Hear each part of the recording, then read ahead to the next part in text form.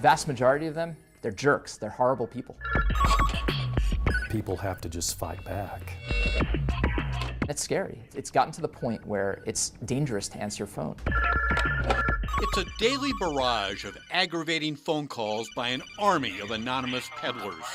They're not only annoying, but billions of calls each year are illegal. These calls are for everything from hearing aids to discount cruises. Because of the flood of violations, the government cannot stop them all. So many brazenly defy the law with little fear of prosecution. Please hold while we transfer you to the cruise line for your free cruise. This advice will give you the peace of mind that you need. This is the call regarding your timeshare and your maintenance fees. Illegal practices, whether on a cell phone or landline, can include using pre-recorded sales calls, ignoring the do not call list, or using a phony caller ID. Janice Kopek is a staff attorney with the Federal Trade Commission. Each of the operations that we have shut down in recent years have been responsible for sending out billions of illegal calls. It's an epidemic. It is absolutely huge. Ethan Garr is an expert in illegal telemarketing practices. We traveled to his New Jersey computer science lab, Teltech. His team develops technology designed to battle intrusive calling. Telemarketers are making these calls not to annoy you, not to waste your time. They want to get to your money. They want to get your money. They want to get your identity. They want to hurt you because that's how they put money in their pockets. It's an awful way to make a living, in my opinion, but that's why they're doing it. However, consumers do have the right to fight back. If you are receiving deceptive telemarketing calls, you can take the offender to court and seek damages. So we embarked on a year-long investigation to take on the anonymous phone peddlers. We began by collecting the evidence. Step one, who are these guys? Do you know how the company got my number? I don't. Oh, I just would like to know how you got my number. Yeah, I wouldn't be able to help you there. I don't know. I can help you find health insurance. Why can't you just give me your phone number? I mean... Oh, because I don't even know the number. I'm just an inbound call center only. Like, I called you. I've never had anybody call me. That's not my job. What's your address in Orlando? Oh, I don't know the address. What's your name?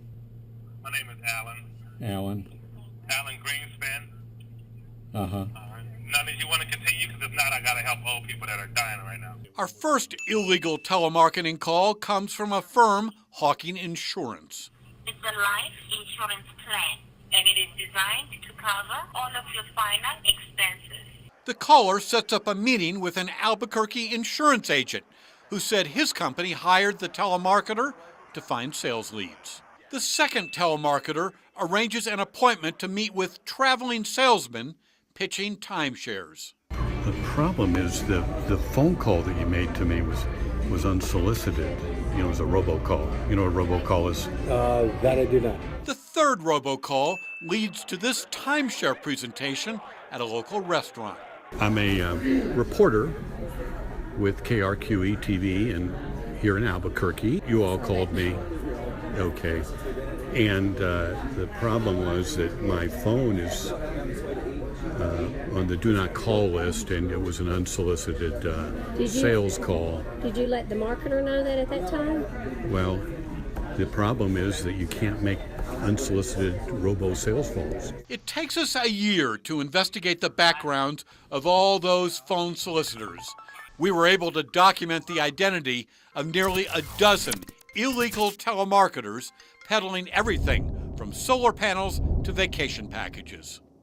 Our evidence included stacks of documents, audio recordings, and undercover video. It's time to fight back. We took our research to Santa Fe attorney Sid Childress, who specializes in taking on illegal telemarketers. I'm not in the business of asking people to apologize. I'm in the business of making people accept responsibility by paying what they owe. I think the only thing that would stop them would be to hit their pocketbook. I mean, that seems to be what they understand. Using the evidence uncovered in our investigation, we filed nearly a dozen lawsuits in Albuquerque's State District Court.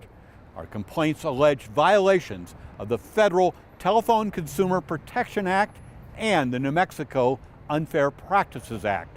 We asked a judge to impose monetary damages. I think the goal for me as the attorney is that people accept some responsibility for illegal phone calls. I mean, if they're not going to stop the phone calls, if they're not going to stop doing business that way, I guess the goal is to make them accept responsibility under the statute, which is pay money.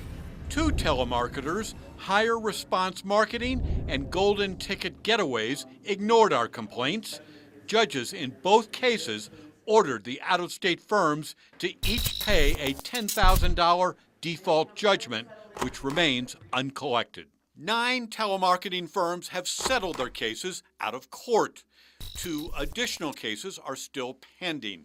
Now, while some individual settlement amounts are confidential, to date, we have collected more than $50,000 from telemarketing firms engaged in abusive sales practices. What did these guys do that was wrong? They called you in the first place. They used machines to call you, auto dialers and pre-recorded messages. Plenty of them used these fake caller ID numbers, and then when you answered, they wouldn't identify themselves. Our investigation concludes with telemarketing firms paying us tens of thousands of dollars to settle our lawsuits. But it's not about the money. It's about holding illegal telemarketers accountable for their actions. Now, all of the settlement funds that we collected will be donated to charitable and nonprofit organizations. Your experience, what does it take for a telemarketer to get it? Stop harassing consumers. They have to be sued and be made to pay money. What's the message that the lawsuits I filed sent to the telemarketing industry? Do not call Larry Barker. Larry Barker, KRQE News 13.